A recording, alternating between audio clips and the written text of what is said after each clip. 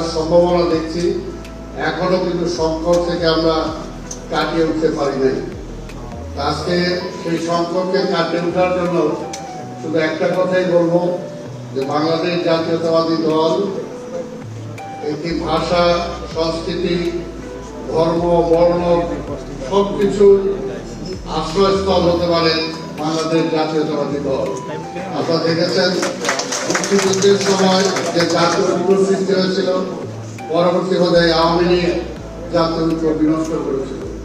আবার শহীদ রাষ্ট্রপতি জিয়াউর রহমান এসে বাংলাদেশের জাতীয়তাবাদ দিয়ে রাষ্ট্রের সমস্যার সমাধান করেছিলেন, জাতীয় ঐক্য সৃষ্টি করেছিলেন। আবার গত 17টা বছর জাতীয় ঐক্য বিনষ্ট হয়েছিল। কোন ধর্ম বর্ণের মানুষ এই দেশের শান্তিতে থাকতে পারে না। আপনাদের ধর্মের কয়েকটা শুনলেন আপনারা, শুধুমাত্র বিএনপি করার কারণে তাদেরকে এই জন গমেশ আর অনেকে বারবার জেলে যেতে হয়েছে। আর আরেকটাই শুধু আমি বলবো, এই 5ই আগস্টে দেখেন গত 17 বছর বিএনপির হাজার হাজার লক্ষ কর্মী এমনি ভাবে জন গমেজের মতো অনেকে নির্যাতিত হয়েছে, মৃত্যু পথে ঢলে পড়েছে, গুম হয়েছে। কিন্তু তারপর আজকে যে প্রধান অতিথি আমাদের নেতা দেশনায়ক তারেক রহমান, তার একটি ঘোষণায় কিন্তু 5ই আগস্টের পরে এই দেশে রক্তস্রোত হয় নাই। যদি প্রতিহিংসা থাকতো তার মধ্যে, যদি জিজ্ঞাসা থাকতো, তাহলে কিন্তু আজকের বাংলাদেশ এই অবস্থায় থাকতো না। এটাই হলো একটা জাতীয় নেতার প্রমাণ।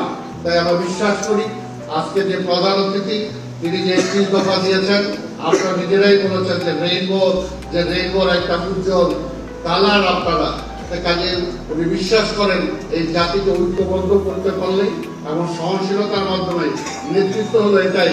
আওয়ামী লীগের শেখ হাসিনা যেরকম প্রতিহিংসা পরায়ণ ছিল, খালেদা জিয়াকে শেষ করে দিতে হবে, তারেক রহমানকে শেষ করে দিতে হবে, তার বিরুদ্ধে যে বলবে শেষ করে দিতে হবে। আর তারেক রহমান 5ই আগস্টে বলেছে কোথাও যদি আপনার সম্পদ দখল হয়ে থাকে আজকে যাবেন না। যে পুলিশ আমার বুকে গুলি করেছে সেই পুলিশ প্রশাসন সেই থানাকে পাহারা দেওয়ার জন্য আমাদের নেতা কর্মীদেরকে তিনি নির্দেশ দিয়েছেন। এটাই হলো নেতা, এটাই হলো দল।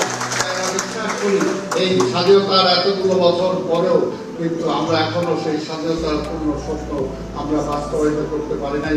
করেছিল শহীদ রাষ্ট্রপতি জিয়াউর রহমান, তারপরে বেগম খালেদা জিয়া। ইনশাআল্লাহ আমরা যদি সবার ঐক্যবদ্ধ হই, আগামীতে এই দেশনায়ক তারেক রহমানকে এই দেশের রাষ্ট্রীয় দায়িত্ব আমরা দিতে পারি। আমরা বিশ্বাস করি এই বাংলাদেশ শীর্ষস্থানে পৌঁছবে এবং আমাদের সবার জন্য আমরা কামনা করি ঐক্যবদ্ধ জাতি হিসাবে এই দেশটাকে আমরা